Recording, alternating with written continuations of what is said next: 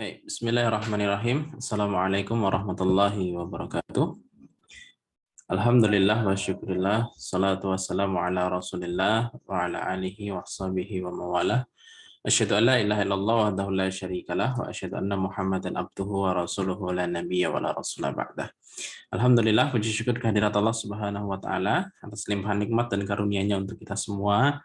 Pada pagi hari ini kita bisa melanjutkan kembali ngaji kita ngaji kita yang insya Allah kelas pada pagi hari ini adalah tentang parenting yang insya Allah alhamdulillah sudah hadir bersama kita Ustadz Nopriyadi Hermandi. Salam dan salam semoga tercurah limpah pada junjungan kita baginda Rasulullah Muhammad SAW, pemimpin para nabi dan suri tauladan bagi seluruh umat manusia. Dan semoga kita bukan hanya orang yang mengaku-ngaku sebagai umat beliau, tetapi juga diakui oleh beliau sebagai umatnya, yang tentunya dengan cara kita menjalani kehidupan ini sebagaimana Rasulullah SAW juga menjalani kehidupan beliau di dunia ini, dan kita mencontoh beliau, menjadikan beliau sebagai suri tauladan dan menjadikan beliau sebagai uswatun hasanah. Dan semoga kita juga bisa bertemu beliau nanti di surga. Alhamdulillah telah hadir guru kita Ustadz Nopriyadi yang insya Allah hari ini akan sharing. Kalau tidak salah ingat saya materinya adalah tentang mendesain. Nah, seperti apa kita harusnya mendesain anak-anak kita, entah yang masih jomblo, anak-anak kita, anak-anak teman-teman nanti, gitu ya, atau yang mungkin sudah punya anak, dan kita akan coba bisa belajar supaya kita bisa menghasilkan generasi yang juga luar biasa untuk masa depan umat ini. Assalamualaikum Ustadz.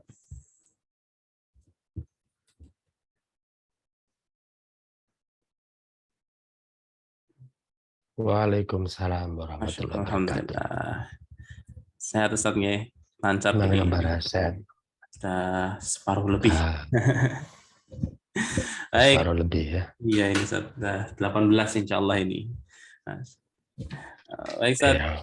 Nah, untuk materinya, waktu dan tempat, tafadhol Ustadz. Oke. Assalamualaikum warahmatullahi wabarakatuh. Waalaikumsalam warahmatullahi wabarakatuh. Alhamdulillah alamin. Allahumma shalli ala sayyidina Muhammad wa ala ali sayyidina Muhammad. Alhamdulillah Allah memberikan nikmat yang berlimpah. Allah iman, Allah memberikan nikmat Islam, Allah memberikan nikmat kesehatan, dan banyak lagi nikmat-nikmat yang lain yang Allah berikan kepada kita semua, sehingga pada hari ini bisa bertemu kembali ya. Dan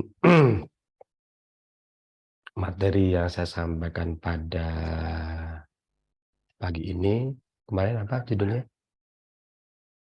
Desain diri anak kita. Mendesain. Gitu ya.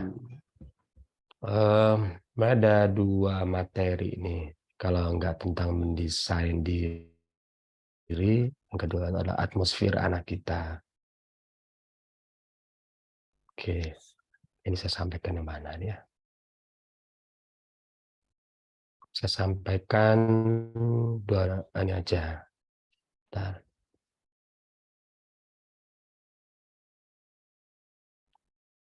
Dua-duanya aja deh. Cuma ini nanti saya akan akan membagi, tidak slide secara utuh ya, saya cuplikan saja. Mungkin lebih diwarnai. Yang ingin saya sampaikan adalah tentang atmosfer anak kita. Nah, apa itu atmosfer anak kita? Ini saya ingin tunjukkan. Oke.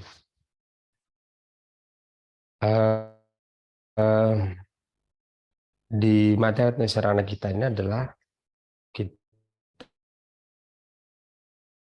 akan tahu berbagai kekuatan yang mencuning anak kita. Termasuk sebenarnya berbagai kekuatan yang mencuning diri kita. Ya, mencuning diri kita. Seminggu lalu ya, saya menyampaikan bahwa anak-anak itu punya masalah. Ya, problem anak itu semakin hari semakin banyak. Dan kenapa sampai anak punya masalah? Salah satu penyebabnya adalah karena orang tua, ya, orang tua yang tidak memiliki kompetensi di dalam mendidik anak-anaknya. Kemudian yang kedua itu adalah karena sistem kehidupan sekuler pada hari ini itu adalah sebuah mesin besar yang mencetak problem-problem perilaku, yang mencetak karakter bermasalah. Nah, lalu kemudian saya mengenalkan dasarnya konsep tentang tuning. Ini kan konsep tuning kemarin saya sampaikan ini. Apa itu konsep tuning? Ini sekilas saya sampaikan. Jadi tuning ini adalah intisari, kira-kira teknik parenting. Yang konsepnya kira-kira ada dua kalau kita simpulkan. Yang pertama adalah konsep model diri. Jadi model diri ini adalah rahasia kecerdasan anak kita. Termasuk diri kita sebenarnya, rahasia kecerdasan manusia. Kalau pada diri robot itu ada yang namanya model matematik. Jadi model matematik itu yang menentukan bagaimana kecerdasan seorang, ya, kecerdasan robot. Ya, robot bisa berpikir, bisa berkomunikasi, dan yang menentukan itu adalah model matematiknya. Jadi bersama matematiknya.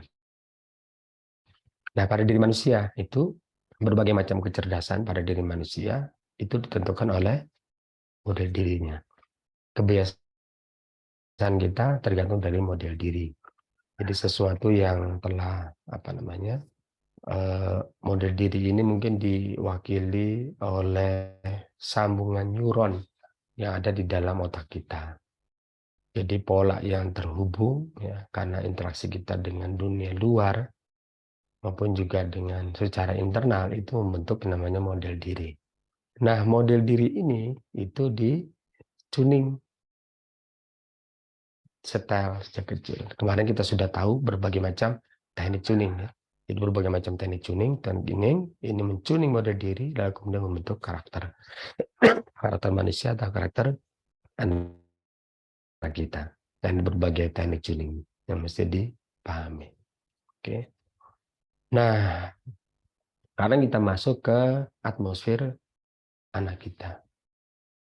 Nah, atmosfer anak kita ini kita ingin tahu berbagai macam kekuatan yang mencuni anak kita itu apa. Karena kalau dalam pelajaran parenting misalkan, ini lebih didominasi, ya, bagaimana orang tua itu mencuning anak-anaknya. Itu tidak salah, ya. Itu memang harus disampaikan itu, tetapi yang harus dipahami juga adalah bahwa anak kita itu tidak hanya hidup bersama orang tuanya. Mereka tidak hidup hanya dengan keluarganya, tetapi ada berbagai macam kekuatan yang ini juga mencuning mereka. Nah, paling tidak kalau kita lihat kekuatan yang mencuning itu adalah pertama keluarga itu sendiri, yang kedua adalah komunitas. Ini bisa masyarakat, bisa sekolah, ya, bisa mungkin organisasi OSIS, pramuka dan seterusnya. Yang ketiga itu adalah negara. Yang keempat itu adalah dunia. Nah, ini kekuatan yang mencuning anak kita. Dan ini harus disadari. Banyak orang tua yang tidak menyadari ini. Terutama ketika orang tua itu anaknya masih kecil. Ya. Anak masih kecil, itu memang kita, ya, bisa dikatakan hampir sempurna, ya, menguasai perilaku anak kita. Jadi Allah kasih privilege pada kita untuk mencuning anak kita, ya, sedini mungkin. Jadi siapa yang mencuning anak-anak sedini mungkin itu tidak adalah orang tuanya. Ini privilege. Nah, di awal-awal inilah yang kemudian membuat banyak orang tua tidak menyadari, seolah-olah, ya, yang mencuning diri anaknya itu hanya diri mereka sendiri. Padahal enggak, ya. Nah, sekarang kita lihat satu persatu, ya. Nah, cuning keluarga itu pasti, ya. Terutama kalau kita lihat, ya, dalam satu hadis Rasulullah SAW mengatakan kullu mauludin yuladu ala fitrah fabawahu yuhawidanihi au yunasiranihi au yumajjisanihi. Setiap anak itu lahir dalam keadaan fitrah. Maka kedua ibu bapaknya lah yang menjadikan dia Yahudi, menjadikan dia Nasrani atau Majusi. Jadi ini kita bisa lihat ya, yang namanya orang tua itu memang yang menentukan ya di awal-awal terutama bagaimana hitam putihnya anak-anak mereka. Baik orang tuanya itu menyadari atau tidak menyadari. Jadi betapa kasihannya ya anak-anak yang memiliki orang tua yang dimana orang tuanya tidak menyadari bahwa dia punya kekuatan ajaib mentuning pribadi anak mereka tanpa disadari oleh anak itu sendiri. Bahkan bisa jadi tidak disadari oleh orang tua. Oke. Nah, ini satu video ya supaya melihat gambaran gimana sih yang namanya tuning orang tua itu kepada anak-anaknya. Silakan ini dilihat. Sampaikan ya, terdengar suaranya enggak ya setelah ini?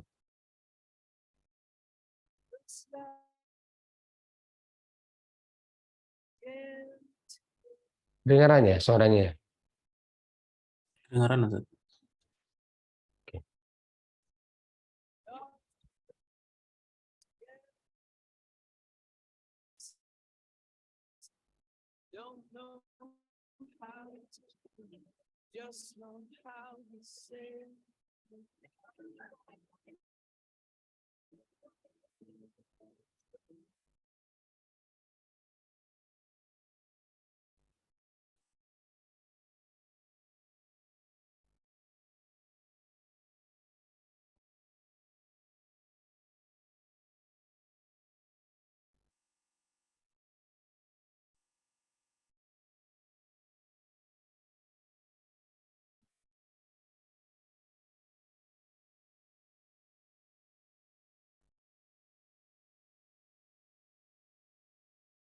Ya, children dulu.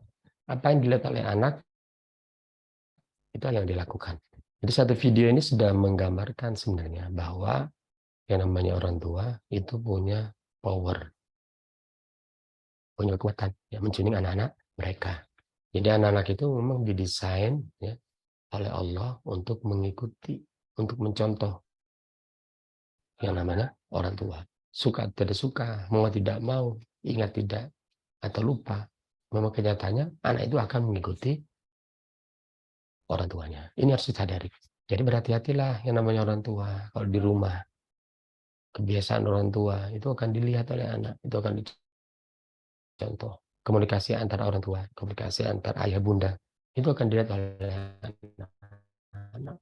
Jadi bangun tidur kita, sampai tidur kita kembali, terutama para ibu ya, itu akan dicontoh, akan dilihat oleh anak-anak. Nah ini tuning keluarga. Ya. Maka di sini penting ya, yang namanya mendidik anak menurut Naomi Aldor, raising children is raising ourselves. Mendidik anak itu pada dasarnya adalah mendidik diri kita sendiri.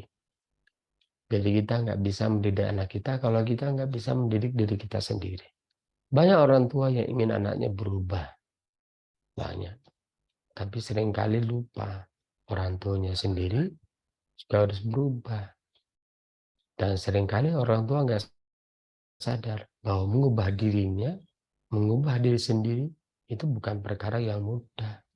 Apalagi berharap mengubah anak-anak. Begitu juga orang lain ya. Kita seringkali berharap orang lain itu berubah. Orang lain menjadi lebih baik. Orang lain itu hidup sesuai dengan Islam. Ya kita bisa tanya diri kita, seberapa cepat kita bisa berubah? Pasti ada proses. Ya, pasti ada proses. Jadi kalau kita ingin mendidik anak kita, maka memang harus bersabar. Anak itu bukan robot yang sekali pencet lalu kemudian akan menjadi sesuai dengan apa yang diinginkan. Tapi selalu ada proses alami, ya.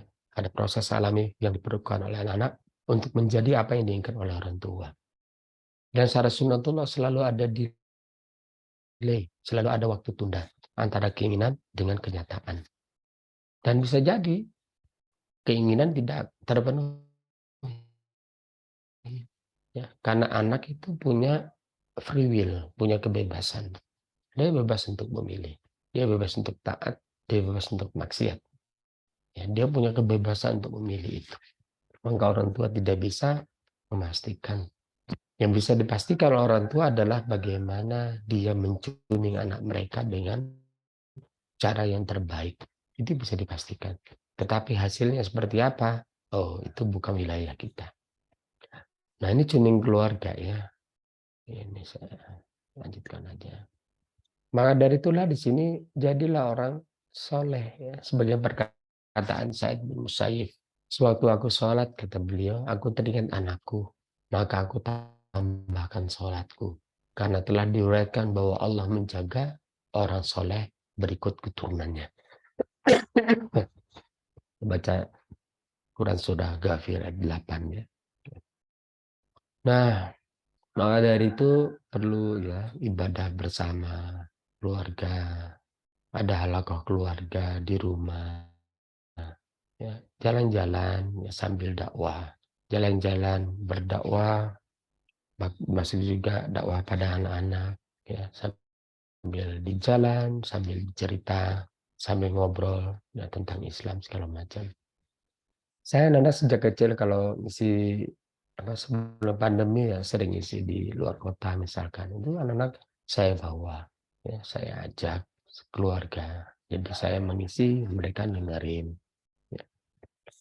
Nah sampai sekarang sebenarnya ya terutama laki-laki saya itu kalau saya pergi nah pasti dia yang akan mendampingi jadi jalan-jalan kita ya makan bersama keseluruhan bersama dengan anak-anak itu adalah dakwah itu bagian dari tuning ya tuning keluarga. Jadi juga saya punya kebiasaan storytelling, sering bercerita pada anak-anak ketika mereka masih kecil. Itu saya sering cerita. Nonton kadang-kadang ya, nonton film seperti ini, film dokumenter ya, atau film tentang pemanasan global. Jadi ini bagian dari tuning keluarga. Ya, ini contoh-contoh aja. Jadi segala aktivitas keseharian itu adalah tuning bagi anak-anak. Itu tuning keluarga. Yang kedua tuning komunitas. Diagram tadi kan tuning komunitas. Ini kedua bisa di sekolah bisa di rumah. Nah saya ingin tunjukkan satu video ya. Kayaknya tidak usah dijelasin ya video saja. To see if this woman would stand up at the sound of this tone simply because everyone else is. You might be thinking you'd never go along with this, or would you? Nah ini sosial eksperimen ya. Ah,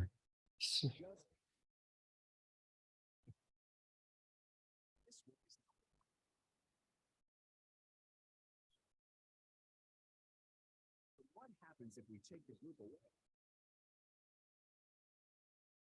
The name, please.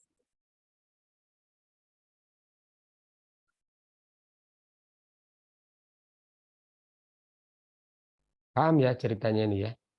Ini setiap bunyi beep maka berdiri. Nah ini sosial eksperimen. Jadi orang-orang yang sini sudah disetting setiap ya dia ngikutin ya ngikutin orang lain. Nah, bisa lihat.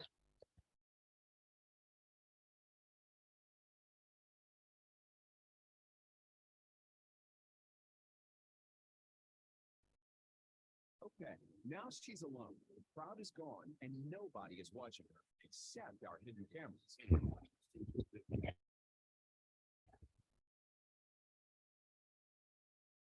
She's now conforming to the rules of the group without them even being there. Now, what happens when we introduce another outside who doesn't know the rules? Nah ini kedua orang yang juga nggak tahu ini.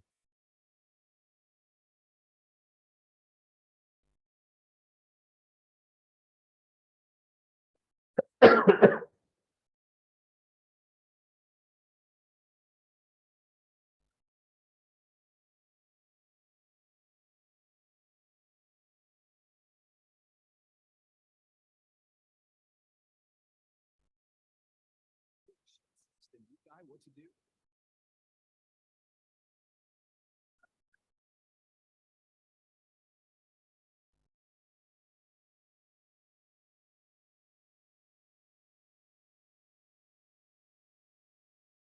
cameras rolling as more unsuspecting patients arrive.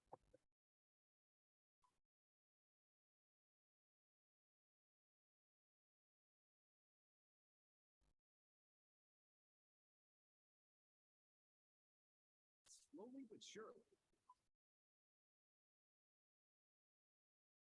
what began as a random whim for this woman has now become the social norm for everyone in this waiting room.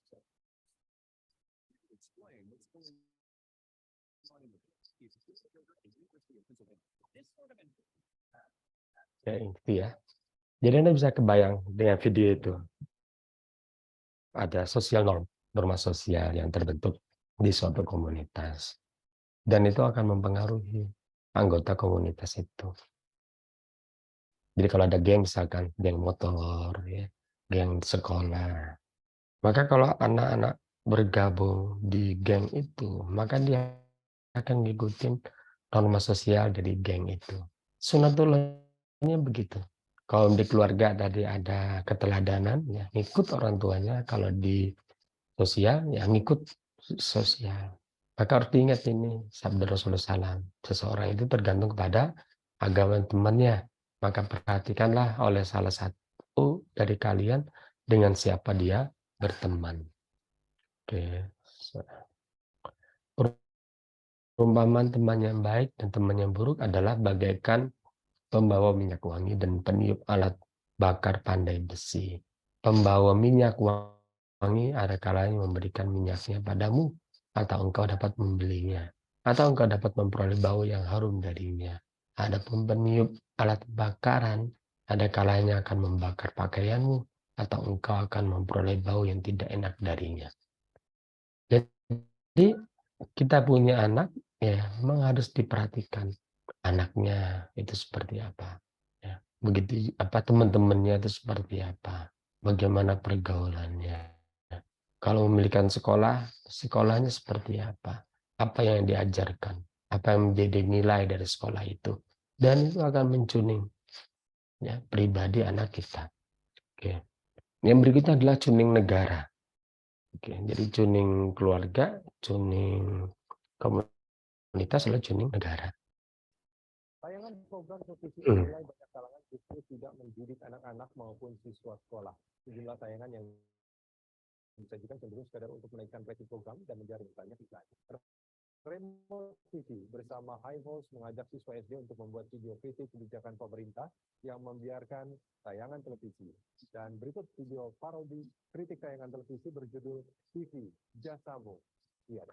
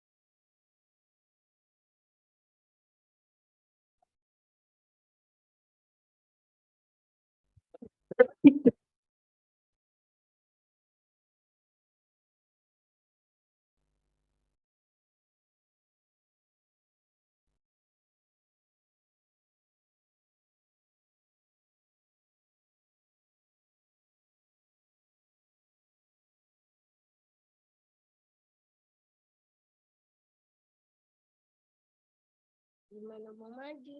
Nggak itu.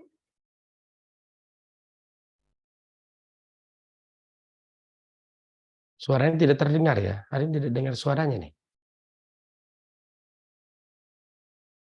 Iya, saya tidak terdengar. Oh, semuanya nggak dengar. Iya, Dari tadi ya. enggak dari video yang tadi. Jadi di awal di saya Oh, kecil video yang sekali. pertama. Nah, kata Mas. Oh, gitu ya. Kenapa ya? Hmm.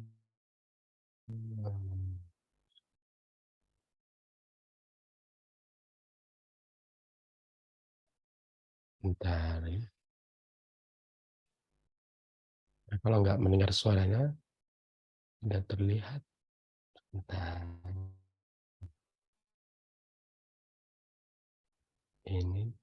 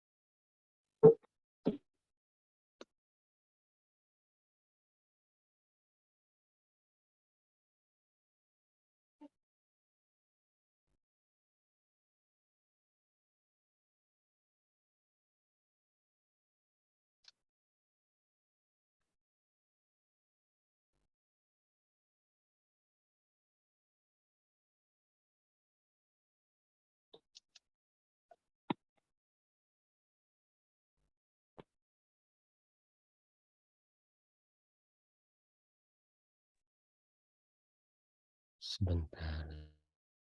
Suara tidak terdengar. Mungkin ada setting yang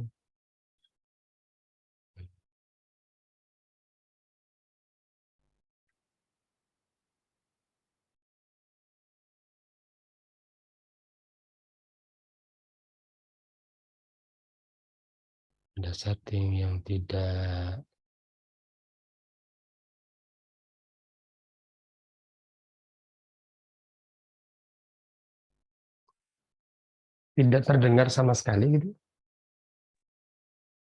Ada Ustadz dengan suaranya itu, tapi kecil. Dan yang tadi itu di awal ada sedikit, cuma terusnya baru nggak ada. Hmm.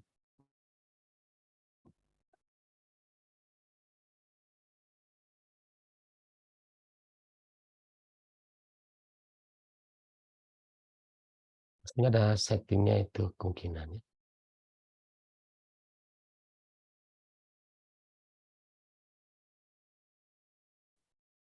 Atau saat share screen, Set, di pojok kiri bawah itu ada apa? Checklist. Pojok kiri bawah. Iya, saat klik share screen, Yang mana? pojok kiri bawah ada apa sih tulisannya ini? Share sound. Share sound. Sebelum ngeklik screen-nya biasanya.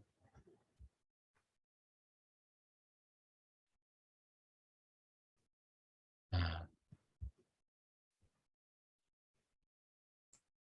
Oh, sebelum share screen. Iya.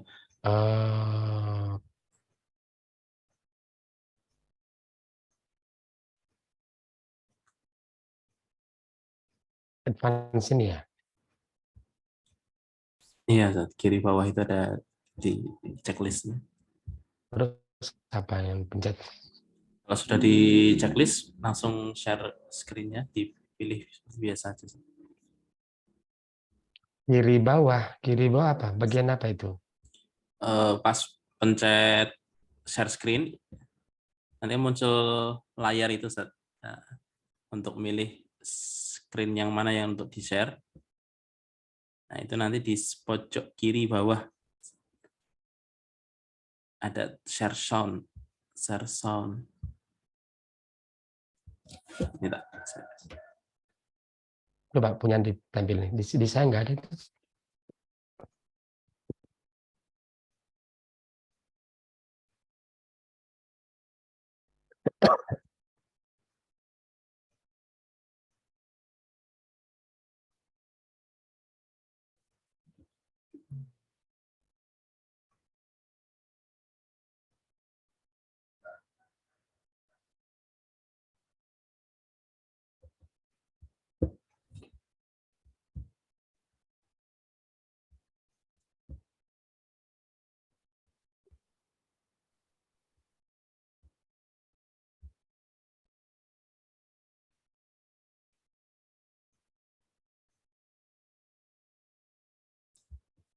Saya foto tadi, saya share di inbox. Ada. Nggak kelihatan.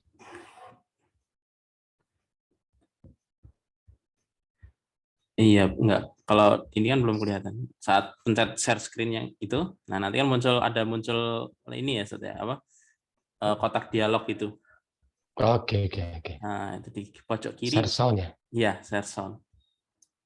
Iya, oke deh. Mungkin itu. Oke. Tayangan program televisi dimulai banyak kalangan justru tidak Nah, mendidik alhamdulillah lebih jelas, Ustaz. anak-anak maupun siswa sekolah. Sejumlah tayangan yang disajikan cenderung sekadar untuk menaikkan rating program dan menjaring banyak iklan. Remo TV bersama Highvoice mengajak siswa SD untuk membuat video kritik kebijakan pemerintah yang membiarkan tayangan televisi. Dan berikut video parodi kritik tayangan televisi berjudul TV Jasamu Tiada.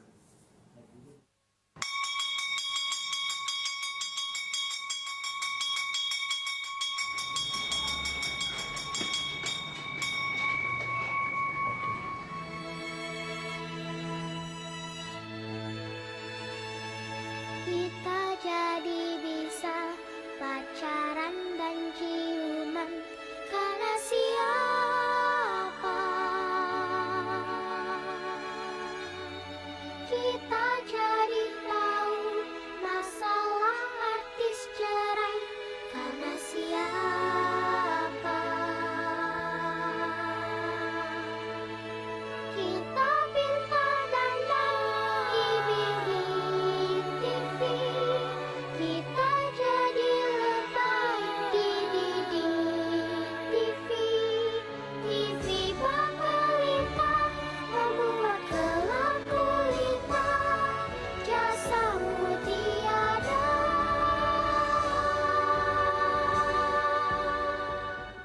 Gimana mau maju nontonnya itu?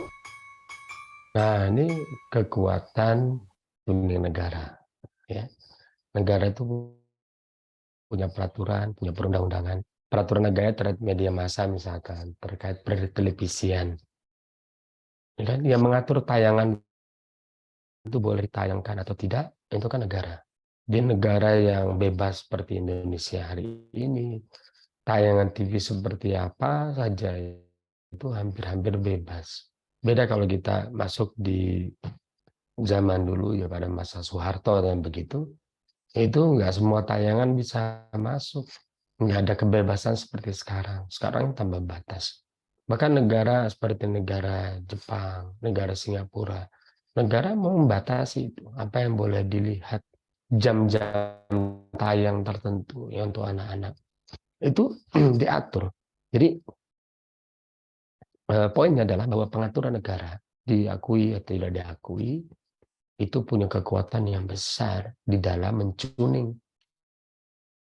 kepribadian jumlahnya masif ya. Masif. Nah, begitu juga peraturan negara terkait masalah pendidikan. Jadi anak-anak seperti apa yang hadir pada hari yang akan hadir di negeri ini tergantung dari undang-undang tentang pendidikan. Jadi ketika Nadiem Makarim itu dia fokus pada merdeka belajar misalnya, ya, yang kalau dinilai ya sederhananya bagaimana membentuk SDM yang kompatibel dengan industri. Ya memang akhirnya pribadi-pribadi dari anak-anak didik itu adalah ya manusia-manusia kapitalis yang mereka akan berburu kesuksesan mereka di dunia industri. Jangan berharap pendidikan hari ini mencetak anak-anak soleh, mencetak anak-anak yang bertakwa, mencetak anak-anak yang tunduk kepada Tuhannya, mencetak anak-anak yang berbakti pada orang tuanya, mencetak anak-anak yang berbuat baik kepada sesama, mencetak anak-anak yang peduli terhadap negara. Itu jangan berharap. Kenapa? Karena desain pendidikannya nggak seperti itu. Ya, fokus dari menterinya, gurunya, mungkin dosanya bukan di situ. Ya. Jadi ini kekuatan tuning negara. Ya. Nah, sudahlah kalau kita lihat ya, tayangan televisi sekarang kita lihat ya, baik yang melalui televisi atau mungkin melalui YouTube yang kita lihat ya. Itu memang kita mesti teladan. Dan lihat aja sekarang, ya, para pejabat pada hari ini yang sering nongol di layar kaca, udah semua, bukan semua, jadi banyak pejabat-pejabat yang bermasalah. Dan hampir, saya katakan hampir tidak ada yang bisa dijadikan teladan. Hampir nggak ada. Ya, jadi ini dan kalau sudah seperti itu, berarti kalau yang menjadi teladan itu adalah orang bermasalah, maka anak-anak kita pun juga akan ikut bermasalah. Nah, berikutnya tuning dunia, ya.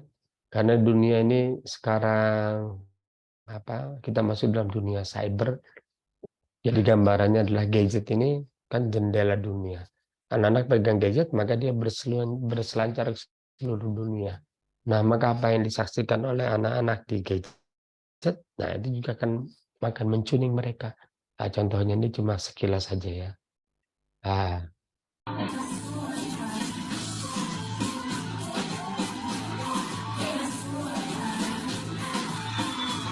Ini contoh. Ya, kalau yang tonton begitu ya begitulah jadinya ya. Nah, itu tuning dunia. Jadi sekarang kita bisa lihat ya, bisa saksikan betapa banyak yang mentuning anak kita.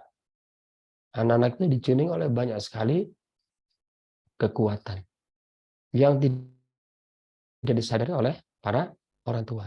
Ya. Jadi kalau kita gambarkan, jadi kalau saya gambarkannya, hanya anak kita nih. Model diri anak-anak itu dicuning oleh banyak sekali kekuatan.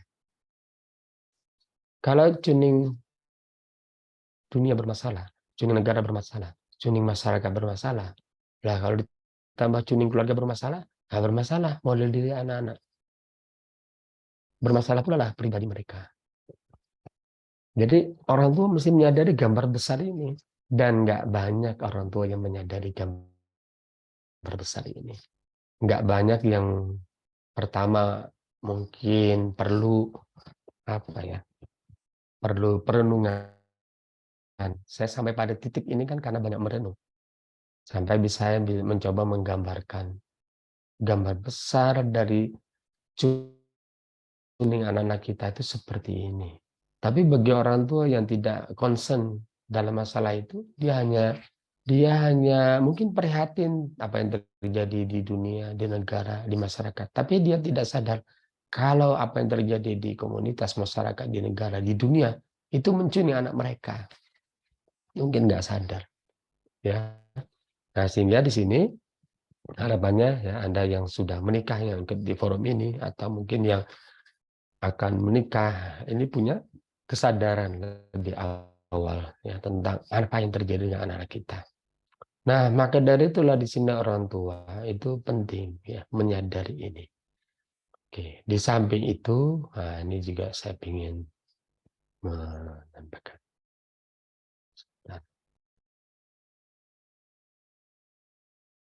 Saya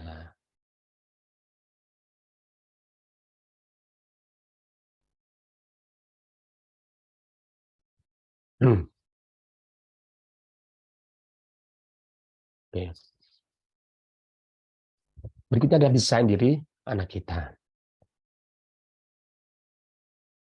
Jadi di samping menjadi gambar besarnya, nah, sekarang kita masuk seperti yang saya sampaikan minggu lalu, kita akan masuk pembahasan tentang desain diri anak kita. Oke, saya lewatkan, ini sudah dia.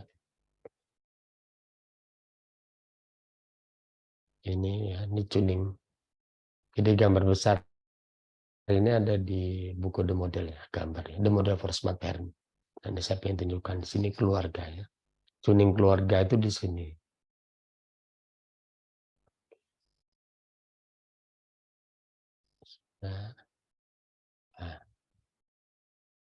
Nah, ini apa namanya konsep desain diri, ya, desain itu mungkin saya buat ya saya masuk ke dalam dunia parenting karena mungkin latar belakang saya di dunia insinyur ya. Latar belakang saya insinyur.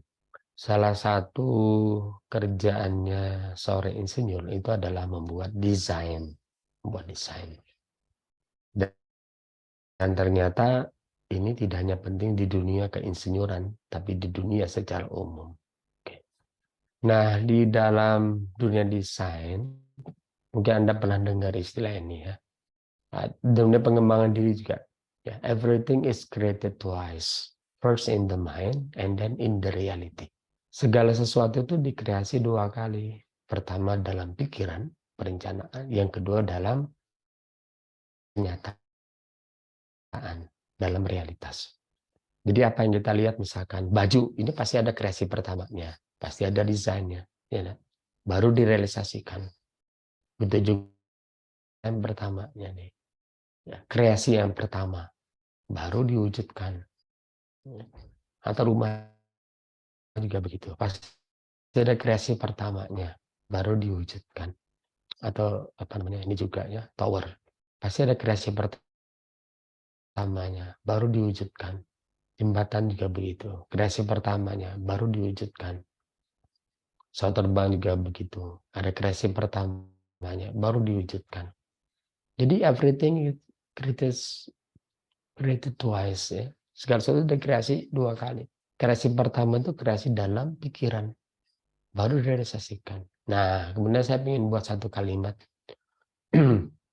Semakin penting sesuatu, kita akan serius di kreasi yang pertama. Setuju enggak ini? Ya, semakin penting sesuatu, kita akan serius di kreasi yang pertama.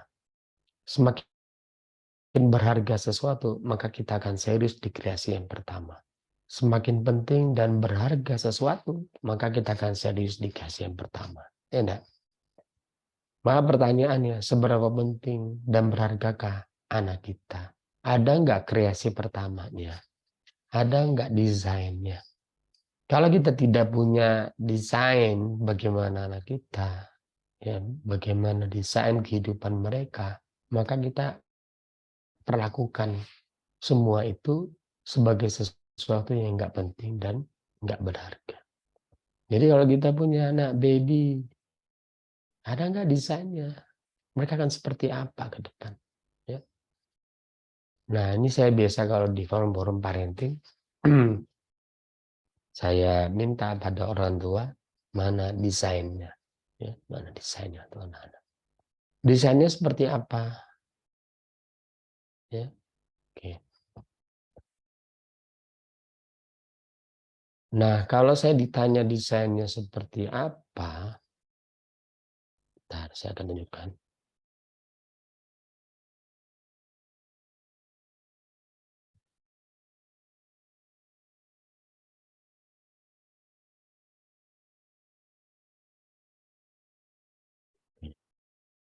Tugas mendesain itu pada dasarnya itu memang tugasnya bapak ya terutama.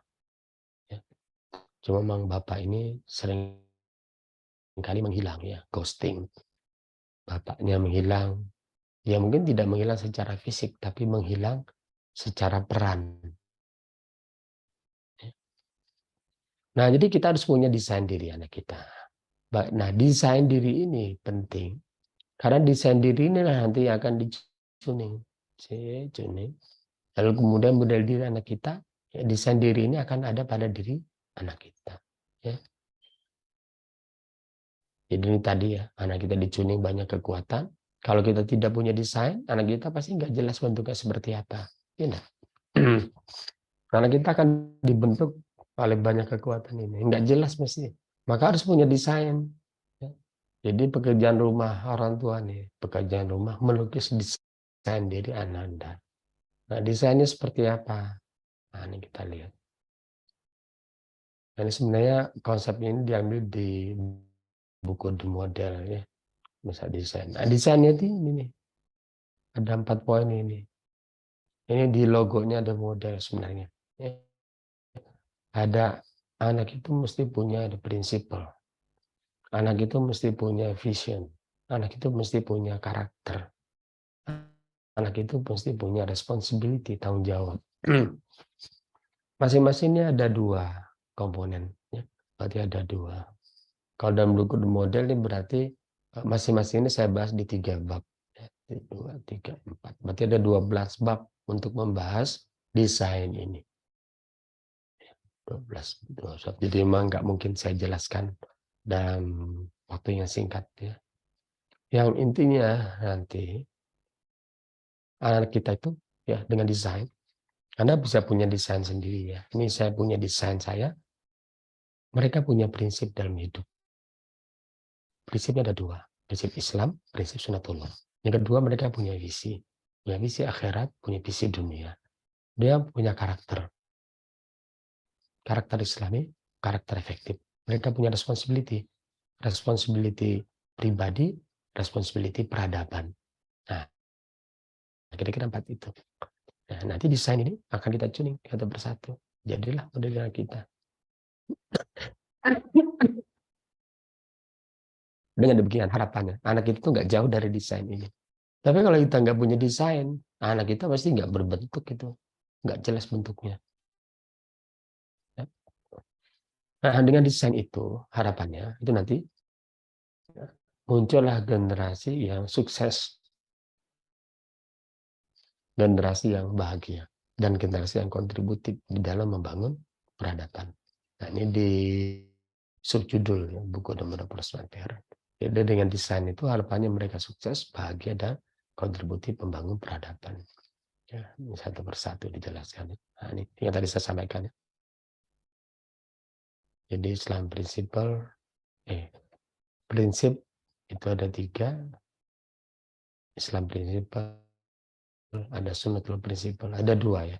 Yang kedua visi, ya, visi akhirat, true vision, visi dunia. Kemudian karakter, ya, kepribadian Islam, karakter yang efektif. Kemudian responsibility, tanggung jawab, ya, tanggung jawab pribadi, tanggung jawab mabda'i istilahnya. Nah, kenapa desainnya seperti itu? Nah, ini jelasannya panjang, ya. Oke, tapi PR Pak, tapi enggak, mungkin saya jelaskan dalam waktu singkat. Oke, saya kira mungkin itu Mas Dwika diskusi pagi hari ini. Kalau ada pertanyaan, silakan. Baik, Ustaz. Nah, kita masuk sesi diskusi ya. Monggo silakan yang ada yang mau berdiskusi.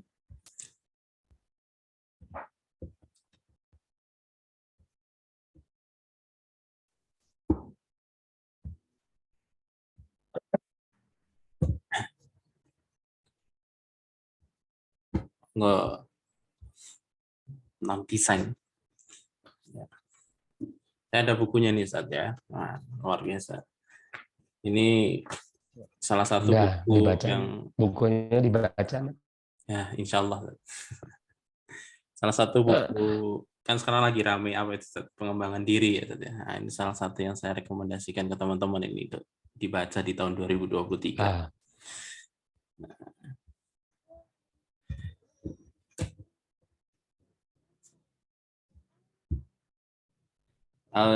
Saya mungkin saat ya, ini ada satu yang saya catat. Kan tuning kita dari orang tua kita dulu. Itu kan mungkin tadi ada Ustaz ada yang apa tadi halaqah keluarga ya, terus ada ya semacam itu, Ustaz. Yang dulu kita mungkin itu sebagai anak juga tidak mendapatkan itu dari orang tua kita. Jadi kadang-kadang ada kegiatan yang ya semi formalan untuk keluarga itu karena nggak dibiasakan di keluarga dulu. Nah, sedangkan kita sekarang punya anak, terus mau melakukan itu tuh ada rasa canggung gitu, Ustaz. Ya. Apalagi untuk ngobrolin sesuatu yang agak sedikit serius gitu kan, kadang-kadang agak canggung, Ustaz. Nah, gimana, Ustaz? Ada tips untuk memulai itu, Ustaz?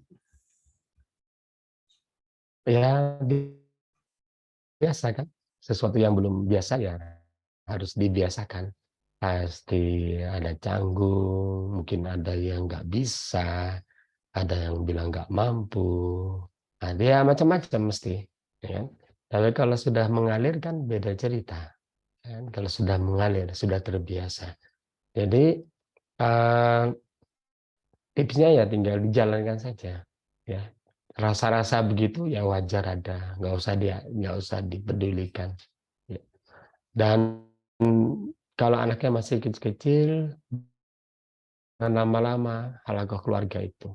Bahkan kalau perlu cuma 5 menit ya enggak apa-apa. 7 menit kultum, 3 menit.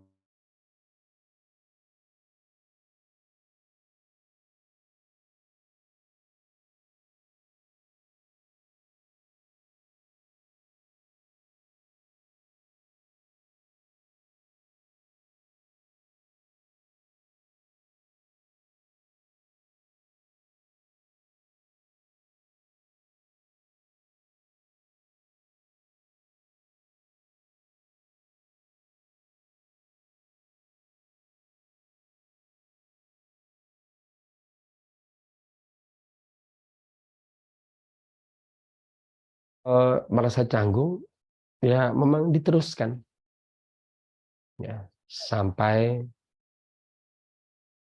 menjadi hal yang biasa. Gitu, Mas Dika.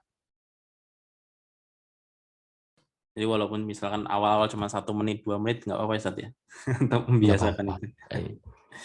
Baik. Karena nanti itu bermanfaat sekali, apalagi kalau mereka sudah besar. Ya. Ketika kita ingin mendapatkan sesuatu yang penting dalam keluarga, tinggal buatlah acara forum begitu. Jadi kita bisa menyampaikan. Jadi mereka secara psikologis nanti juga siap. Ya. Kalau kita kumpulkan hal yang penting, kita ingin buat acara keluarga, yuk ada hal keluarga, ada hal yang penting Abi ingin sampaikan. Nah, mereka akan duduk di sana, secara psikis akan menyiapkan diri ya untuk mendengarkan yang disampaikan orang tua. Begitu. Siap, Ustaz. Ini tadi ada, sebentar Mbak Najwa ya, ada Mbak Faiz tadi jadi, Oke, Ustaz. oh enggak. Assalamualaikum warahmatullahi wabarakatuh. Waalaikumsalam warahmatullahi wabarakatuh. Enggak, Ustaz, yang ingin saya tanyakan, karakter anak-anak itu kan tidak sama, nggih. Taruhlah satu saudara kandung saja, itu kan kemudian beda-beda. Alhamdulillah Allah karuniakan saya 4 orang putra-putri. Nah, yang pertama ini Ustaz, apa mungkin memang saya dulu ya ketika dia hadir itu ya, saya pribadi masih merasa kurang kurang banyak lah gitu. Jadi, kurang ilmu, kurang gaul gitu ya, kurang kurang banyak lah bekalnya ketika kemudian dia hadir. Akhirnya hari ini dia tumbuh itu menjadi pribadi yang saya lebih merasa dia itu minderan. Dia tidak fight gitu. Jadi, sedikit-sedikit dia mundur dan kemudian lebih memilih menjauh gitu. Ketika ada masalah malah sering dan Masya Allah dia mungkin apa ya ujian juga gitu, dia sering pindah sekolah gitu. Karena kemudian memang tidak mau masuk gitu, ada saja alasannya itu. Yang kemudian apa namanya, awalnya sakit perut gitu saja, terus kemudian lama tidak masuk dan kemudian berujung katanya dia dibully oleh temannya. Saya merasa ini kok tidak tough gitu loh, tidak tahan gitu. Nah beda dengan, adik-adiknya gitu, mereka yang 3 ini lebih lebih tahan gitu, jadi apapun yang terjadi tidak kemudian lantas, memutuskan pergi gitu. Ini diapakan begitu ya, dia sekarang sudah kelas 3, kelas 2 SMP maaf, kelas 2 di sanawiyah di pondok, nggih. Ini terlambatkah ketika kemudian harus di-tuning ulang atau harus seperti apa gitu memperbaiki yang, eee, boleh dikata ya ini sudah banyak usianya sekarang gitu, tidak lagi kemudian pada golden age. Nggih, mungkin Ustaz ngaten. Iya, itu berarti kan sekarang sudah stabil ya sekolahnya. Iya, alhamdulillah. Sudah di pondok sudah stabil. Ya memang anak-anak itu macam-macam. Kita punya 3 anak bisa jadi sifatnya 4 malah. Ya. Nggih, Punya 4 anak sifatnya 5. insyaallah. Jadi memang anak-anak itu bukan robot yang dicetak semua sama gitu. Itu beda-beda karakter mereka. Dan di sanalah orang tua ya dipaksa untuk sabar ya untuk memperhatikan mereka satu persatu ya dengan perbedaan-perbedaan yang mereka miliki. Dan kalau Bunda merasa kurang cukup bekal, saya kira kita semua jadi orang tua tuh pasti merasa kurang cukup bekal. Karena memang dari awal tidak pernah ada sekolahnya. Jadi orang tua itu kan tidak ada sekolahnya. Jadi bersyukur nih yang belum punya anak ya. Jadi memang perlu banyak persiapan. Dan kita sebagai orang tua, kalau memang sudah terlanjur punya anak, ya mau tidak mau ya kita berkejaran untuk mempelajari ya, ilmu-ilmu terkait dua hal. Pertama, parentingnya itu sendiri, Islamic parenting. Yang kedua, ilmu sunatullah terkait masalah perkembangan anak. Dan anak mesti kita support ya dari sisi apa yang mungkin menjadi kelemahan dia. Kalau anak-anak pemalu, sebenarnya mereka tidak berani tampil ke depan, misalnya ya, ada anak yang berani tampil ke depan, enggak apa-apa sebenarnya. Tidak harus semua itu bisa bicara di depan. Kan seringkali kan orang tua itu merasa, kok anakku nggak mampu ya, yang lain di depan. Sementara anak saya nggak berani, nggak punya kepercayaan diri. Enggak apa-apa. Nggak semua kok harus tampil di depan. Kalau tahu misalnya kita pingin juga, ya berarti memang kita harus sabar dengan proses itu. Ya mungkin berdialog, kasih gambaran, kasih visualisasi. Dengan teknik tuning ya, sebenarnya ada teknik tuning yang mesti dikuasai. Dengan latihan di rumah gitu. Ternyata nanti bisa. Insya Allah satu saat bisa. Cuma memproses mereka itu berbeda-beda. Ya, saya juga punya anak ya.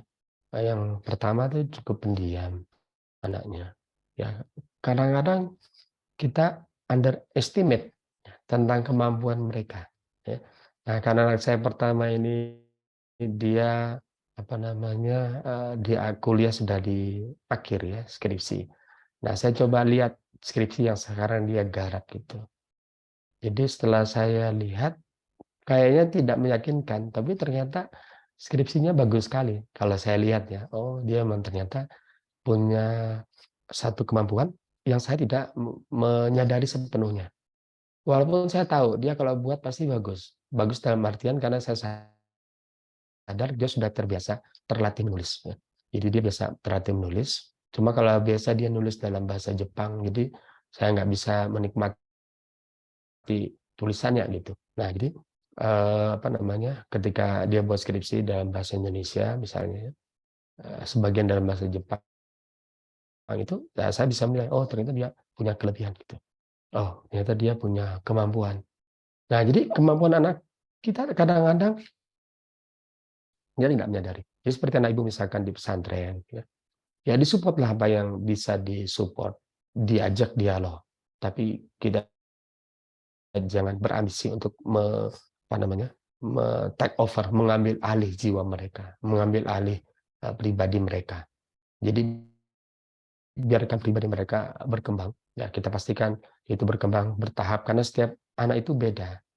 Ada yang cepat, ada yang lambat. Nah, itu yang wujud kasih sayang orang tua itu di situ ya, sambil mendoakan. Mungkin bisa jadi dengan kita menghadapi anak yang menurut kita masih kurang. Allah menguji kesabaran kita. Sabar dalam artian kita tidak tidak mengutuk ya kodok, tidak mengutuk qadar yang mengkondisikan anak kita. Nah, tapi kita bersama saja dengan penuh kasih sayang, ya. Dikasih gambaran, dipuji apa yang keberhasilan yang mereka miliki. Itu saja yang bisa kita lakukan, terus kita puji. Dan anak-anak insya Allah akan berkembang, ya. Berkembang sesuai dengan jalannya masing-masing. Nah, kalau tadi saya nyatakan ada karakter Islami segala macam, mungkin di sini ya. Ini tidak berarti bahwa menyamakan semua anak ya. Jadi karakter misalnya tadi, karakter Islamic personality, kemudian efektif karakter. Ini ada yang wajib sama, ada yang berbeda. Jadi wajib samanya itu adalah enggak kelihatan ya. Tidak kelihatan ternyata.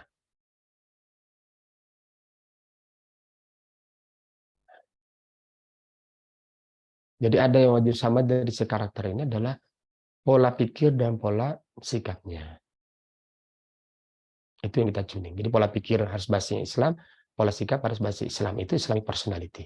Kalau efektif karakter, pola pikirnya terikat dengan sunnatullah, pola sikapnya terikat dengan sunnatullah.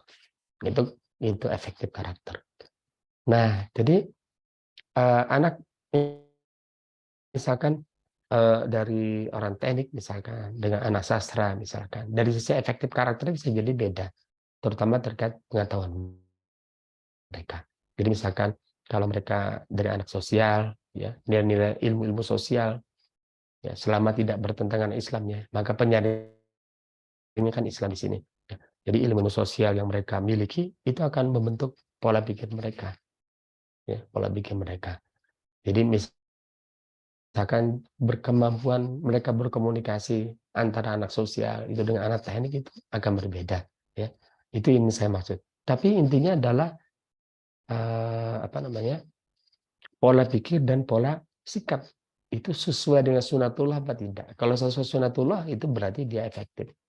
Kalau tidak sesuai sunatullah berarti tidak efektif. Dan anak-anak yang masih kecil tadi, terutama usia sebelum balik itu memang ada masa-masa, terutama awal-awal menjelang balik itu labil atau anak begitu. Itu kalau seperti itu enggak apa-apa. Artinya memang itu terus dibimbing, ya, terus dibersamai. Nah, ini bagian dari sebenarnya tadi cobaan, ya, dakwah ke kita lah gitu. Jadi bagaimana kita bisa berdakwah dengan sabar mungkin kepada orang lain. Nah, begitu pun mestinya dengan anak kita. Nah, mudah-mudahan jawab Bu Faiz. Oke Ustaz, jazakumullah khair, Masya Wa Allah. anta jalla khair. Baik, Ustaz.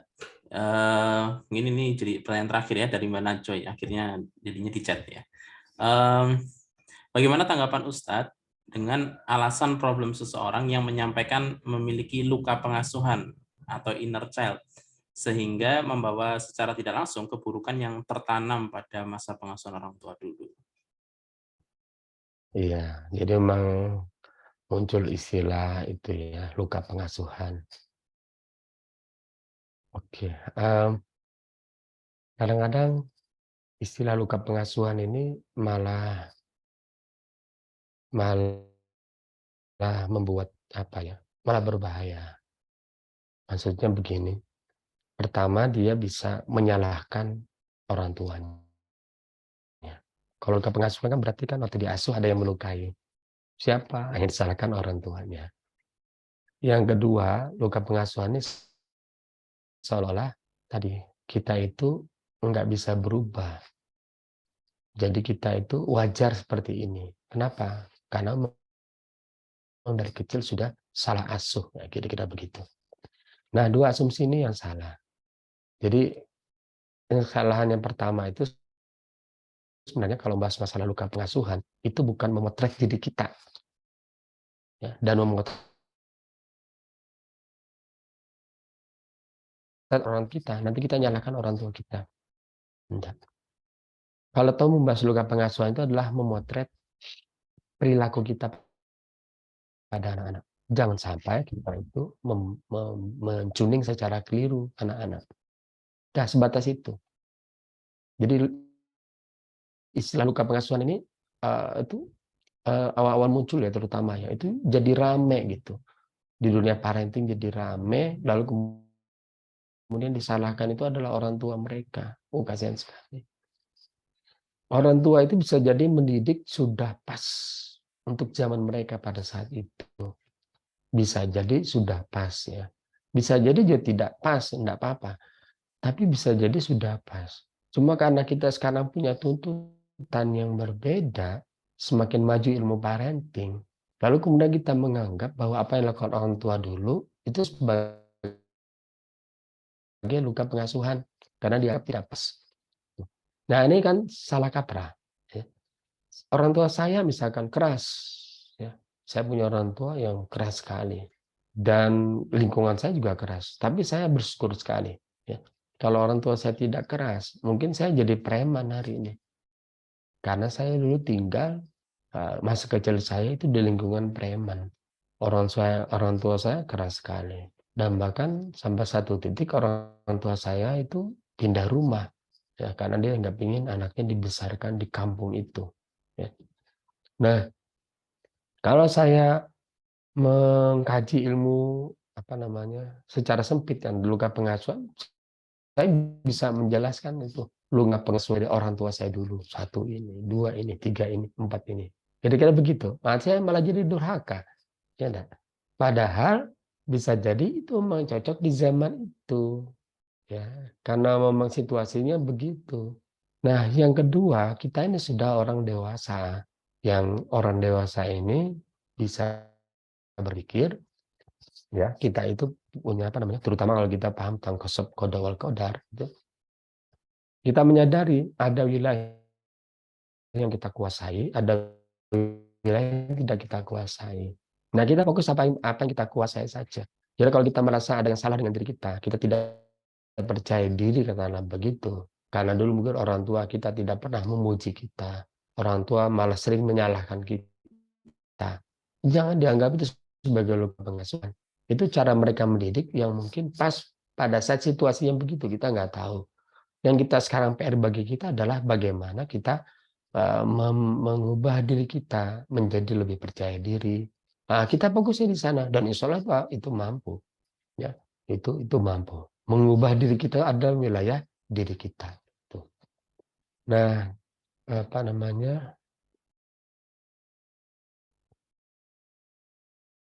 ketika kita mendidik anak kita pun nanti, itu maka banyak sekali cara pendidikan orang tua itu tiba-tiba saja menular pada kita.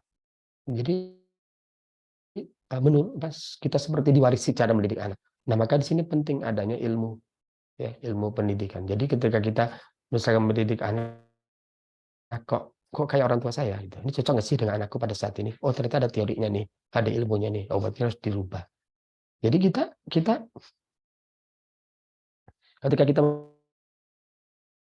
perlakukan anak kita, lalu kemudian kita dengan cara yang lama gitu.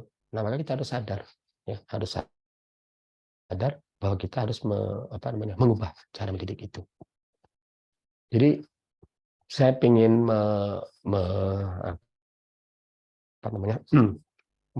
simulasikan, ya. Jadi kalau bisa lihat ini nanti di chat segera, ya, ditulis di chat. Saya ingin mensimulasikan betapa yang disebut sebagai inner child tadi, ya, atau mungkin ada luka pengasuhan atau mungkin sesuatu yang sudah tertuning, ya, itu seringkali bias. Oke, ini coba diperhatikan, ya, ditulis di chat, ya, pertanyaan saya. Lihat nih, ya, gadget, lihat, ya. Nah, gadget ini dan kopernya, ini anggap aja ada kopernya, harganya 1.100.000. Gadget dan kopernya harganya 1.100.000. Gadget harganya 1 juta lebih mahal dari kopernya. Berapa harga covernya? Nah, coba dicek. Gadget dan cover harganya 1.100.000. Gadget 1 juta lebih mahal dibandingkan covernya. Berapa harga covernya? Ya, coba. Majwa 100, 100, 100, 100, 100. Mas Dika, coba jawab. Kayaknya bukan 100, Ustaz, ya. Berapa? 1 juta lebih mahal. Nah, Bapak, ini pertanyaan model begini diajukan ke kampus-kampus terbaik di dunia, ya. Itu juga hasilnya, ya, rata-rata jawab akan 100. Nah, jadi kalau Anda jawab 100, ya, seperti mahasiswa kebanyakan terbaik di dunia. mahasiswa terbaik di dunia, ya. Jawabannya kan 100, ya. Gimana? Berapa? Nah, coba kita sekarang lihat, ya. 1.100.000. Kalau covernya harganya 100, berarti gadgetnya berapa? Harusnya 1.100.000. 1.100.000. 1.100.000 ditambah 100 berapa? 1.200.000. Nah, 1.200.000. Padahal gadget dan cover itu harganya 1.100.000. Iya enggak? Iya, Gadget harganya 1 juta lebih mahal dari 1 juta lebih covernya. mahal. Kalau covernya 100 ditambah dengan gadgetnya ya 1.100.000 kan, karena dia 1 lebih juta mahal lebih mahal. 1 juta kan, berarti kalau covernya 100 dia 1.100.000, jadi 1.200.000 dong. Nah, itu contoh ya. Saya tidak ngasih jawabannya apa ya, saya kasih contoh banyak sekali di dunia ini, dan seringkali kita itu berpikir cepat, terus cepat itu, mikir kita cepat. Itu namanya intuisi. Intuisi itu bisa benar, bisa salah. Ya. Jadi dalam keseharian kita seringkali menggunakan intuisi itu, termasuk dalam mendidik anak kita. Dan salah satu pembentuk intuisi itu adalah apa yang apa yang selama ini berulang, apa yang selama ini tertuning. Jadi apa yang selama ini tertuning itu yang bentuk intuisi. Jadi kalau bicara masalah luka pengasuhan, dulu bagaimana orang tua mendidik kita, itu akan menjadi intuisi kita dalam mendidik anak. Sehingga ya, kita harus waspada dengan intuisi itu, dengan pikiran cepat itu. Kalau kita ikuti ya pikiran cepat kita itu malah kita salah. Nah, maka di sini perlulah ilmu ya untuk melakukan koreksi. Ya, mengkoreksi apa? Koreksi terhadap intuisi-intuisi yang sering kita pakai dalam menjalani hidup. Ya, itu yang sering kita pakai. Jadi memang itu butuh ilmu. Jadi kita seringkali melakukan hal. Kalau saya pergi ke real masjid misalnya, itu saya menggunakan intuisi. Saya nggak pernah mikir lagi jalannya mana. Saya jalan aja terus sampai nanti gitu. Itu intuisi namanya. Jadi sudah berpikir. Jadi istilah berpikir itu ada dua, sistem 1, sistem 2. Nah itu namanya sistem 1 ya. Nah oke, saya kira mungkin itu ya. Ini benar jawaban 50.000 ya. 50.000 tambah 1.050.000, nah 1.100.000 ya. Oke. Ya, Masya Allah. Ini ya. Saya kira gitu. Baik, ya, Masya Allah. Ini ilmu yang luar biasa ya untuk kita, nanti tinggal bagaimana kita mengaplikasikannya. Nah, ini biasanya ada tantangan tersendiri dalam mengaplikasikan ilmu yang kita dapatkan. Baik, jazakallah khair Ustaz Nopri atas 3 kali sharingnya di kesempatan ini, Masya Allah. Insya Allah ilmunya luar biasa dan sangat bermanfaat, dan tinggal nanti bagaimana teman-teman dan saya juga untuk bisa mengaplikasikannya dalam hidup kita ya. Jazakumullah juga teman-teman semuanya sudah hadir pada forum pada pagi hari ini. Dari saya mohon maaf apabila ada kekurangannya, apabila ada hal-hal yang mungkin kurang berkenan, saya mohon maaf yang sebesar-besarnya. Mari kita tutup dengan doa kafaratul majlis. Subhanakallahumma wa bihamdika. Asyhadu an la ilaha illa anta astaghfiruka wa atubu ilaik. Assalamualaikum warahmatullahi wabarakatuh. Waalaikumsalam warahmatullahi wabarakatuh. Saya